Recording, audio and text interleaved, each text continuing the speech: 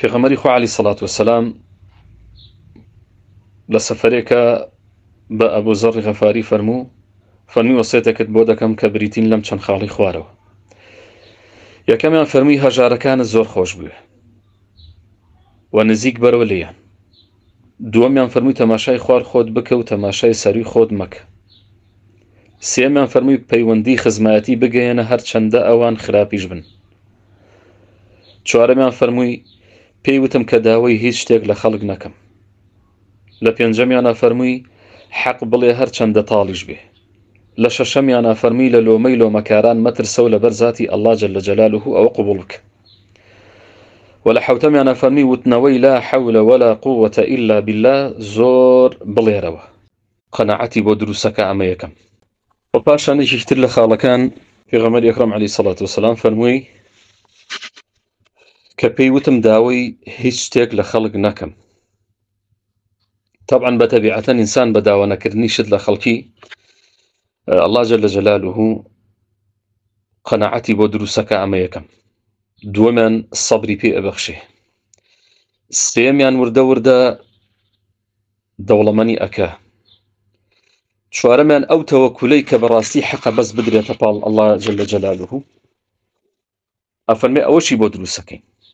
و هەر کات ئینسان قەناعەتی وابوو ئەگەر هەر شتێکی پێویست بوو زانی کە داوای لە کەسێک کرد و ناڕەحەتی کرد بەوەی کە بە شتێکی بچووک بەسیت هەتا هەرە شتێکی گەورە کە داوا ئەکا ئەفەرمێ ئەزانێت ئەو کەسە لەو چێت تووشی ناڕەحەتی بێ ئێمە لێرامە بەسمان بەس پێی چییە؟ پێی شتێکە بۆ خودی خۆتە نەک بۆ تۆ داواکردنی شتێکە لە کۆمەڵە خەڵکی دۆست و بێگانە هەر کەسێ بێ لەوانە کە دەوڵەمەندن داوایان لێکین بۆ کەسێکی فەقیر کە یارمەتی فڵان کەسی فەقیر بە ئەمایان جێ ئەوان خەنە دەرەوە. ئەلەوەیانە ئەفەرمێت داوای لێکردم کە هیچ شتێک لە خەڵک داوا نەکەم واتە بۆ خودی خۆم. وێ پێغەمبەری خوا عەلەیهی سەڵات وەسەلام فەرمووی ئەگەر تۆ هەر کات بێنیاز بووی لەو شتانی کە لە دەستی خەڵکا هەیە و داوای نەکەی ئەفەرمێت تۆ دەوڵەمەندترین کەسی لە هەناو هەموو خەڵکە. داوا نەکردنی شتی خەڵک بۆ خودی خۆت ئەو پەڕی دەوڵەمەندی تۆیە. ئینسانەکانیش بەپێی تەبیعەت وایە ئەو کەسانی کە زۆر داوای شت ئەکەن لە خەڵکی بۆ خودی خۆیان بەتەبیعەتەن تر ئەو کەسە یعنی ئەگۆڕێ لە بەرچاوێ بە کەسێکی تر. وێ هەتا بتوانین ئەم وەسیەتانەی ڕەسوول الله صلی الله علیه وسلم کە بۆ ئەبی زەر رضی الله عنه کە کردووە بە وەسیەت ئێمە ئینشاءالله لە خۆمانە جێبەجێکەین. و لە خاڵی پێنجەمیانە ئەفەرمێ پێی وتم قسەی حەق بڵێ هەر چەندە تاڵیش بێ واتە کەلیمەی حەق بڵێ و هەر چەندە مڕیش بێ. طبعا قسەی حەق الحەق من ربك ئێوە ئەگەر داوای حەقەکەن و یان ئەتانەوە فێری حەق بن و لەسەری بژین و لەسەری بمرن طبعا حەق لەلای ئەڵڵایە جەلە جەلالوه. باشترین کەلیمەش کە پێی وترێ الحەق لا إله إلا الله. هەر کات تۆ خۆی گەورە و میهرەبان لەنا ئەو خەڵکات جیاد دەکاتەوە فەزلی عیلم و بەرەکەتی دین ئەڕژێ بەسەرتە وەکو پێغەمبەری خوا عەلەیهی سەڵات وەسەلام فەرمێ من يريد الله به خيرا يفقهه في الدين.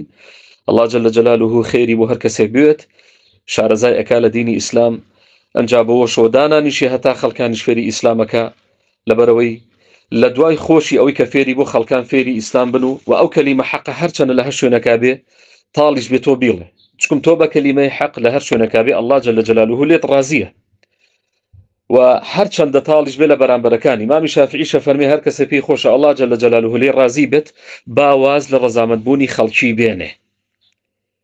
ئەی چی بکە؟ بە سەیری ڕەزامەندبوونی ئەڵڵا بکە سوبحانەه وتەعالە. بۆیە هەر کات ئەڵڵا جەلە جەلالوه لەسەر ئەو کەلیمە حەقە کە تۆ ئەیڵێی خەڵکان بەلایان و ناخۆشە بەلایان و قورسە بەلایان و تاڵە ئەفەرمێت و ئەڵڵا جەلە جەلالوه لێت ڕازیە بێ و ڕۆژانێکی ژێتە پێشەوە دڵی ئەو خەڵکانەی کە ڕۆژانێ بۆ تۆ قسەت لەگەڵا کردوون یا کەلیمەی حەق پێوتون لەسەر هەر شتێکە چی دینی بێ چی دنیاییش بێ ئەفەرمێ خۆشەویستی تۆ خاتە دڵیانەوە خۆیان پەشیمان ئەبنەوە والله تعالى أعلم. و لە خاڵی شەشەمیانە ئەفەرمێ لە لۆمەی لۆمەکاران مەترسە و تەنیا لەبەر زاتی ئەڵڵاش ئەمە قبوڵ بکە چکم ئینسان بۆ هەر ئیشێکی دین بێت کە پەیوەندی بە دینەکەیەتی وەکو موسڵمان و هەر ئیشێکی دنیایی بێت ئیلا دەستکاری ئیشەکەی خەڵکانێگەی لۆمەت دەکەن وەلۆمەکردنیش پێش هەموو خەڵکان ئەوە نەبێ خەڵکانێکی بێگانە بێ بەکەمینە ئەگینا زۆربەی خزمەکانی خۆتن لۆمە دەکەن لەسەر هەر کارێک کە پەیوەندی بە دینەوە هەیە لەسەر هەر ئیشە کە پەیوەندی بە دنیاوە هەیە بۆیە تۆش ئەوە لە بەرزاتی الله سبحانه وتعالى قبول بکە و بە لۆمەی لۆمەکاران سار مەبەرەوە لە دینەکەت سار مەبەرەوە لە هەر ئیشێکی دنیایی کە پەیوەندی هەیە بە شەرعەوە لە سنووری شەرعا دەرناچێ ئەم کۆمەڵە وەسیەتەی پێغەمبەری خوا عەلەیهی سەڵات وسەلام بەڕاستی دەرسانێکی زۆر گەورەی تایە بۆ ئێمەی موسڵمان هەر کاتێک ئینسان داوای هیچ شتێکی لە خەڵک نەکرد وە قسەی حەقی وت قسە حەقیقیشی قبوڵ ئەکرێ وە لە لۆمەی لۆمەکاران نەترسا چکم ئەم نقاتانە هەمووی پەیوەندی بێکەوە هەیە ئەفەرمێ هەر چەندە لەسەر ئەم شتانەش ناڕەحەت بکری ئەی ئەبی زەڕ لە ئاخیرا پێڵەکە لە خاڵی حەوتەمی وەسیەتەکە ئەفەرمێ زۆر وتنی لا حەولە وەلا قووەتە ئیلا بالله دووبارە بکەرەوە زۆری بڵێ یا بەردەوام بیڵێ لا حول ولا قوة إلا بالله بۆ لەبەر هەر ناڕەحەتێکێتە ژیانتەوە لەبارەی دینەکەتەوە لەبارەی دنیایتەوە ئەفەرمێ بەلا حول ولا قوة إلا بالله إلا الله جل جلاله سەکینەدا بەزێنە بە ئەو عەبدەی کە زۆر وتنەوەی لا حول ولا قوة إلا بالله بەردەوام لەسەر زار و زمانێتی لە کۆتاییدا وەکەم لە الله بۆ خاتری ناوجوانەکانی مسفرەتە بەرزەکانی بەرەکەتی ئەرز و ئەسمان و مەسەلا بڕژێ ڕەحممان پێ بکە مانکا بە خزمەتکار بۆ دینەکەی بۆ سەرخستنی سنەتی ڕەسوولەکەی صلی الله عليه وسلم مانکا بە خزمەتکاری قورئان مانکا بە خزمەتکاری بەڕاستی خۆی و پاشان مانکا بە عادەتێکی خێر و لە هەر شوێنێکی ئەم دنیا بین بەڕاستی ببین بەو کەسانی کە بەڕاستی مەفاتیحی خەیرن ومغاليق أبواب شر وصلى الله وسلم وبارك على نبينا محمد وعلى آله وصحبه أجمعين والحمد لله رب العالمين سبحان ربك رب العزة عما يصفون وسلام على المرسلين والحمد لله رب العالمين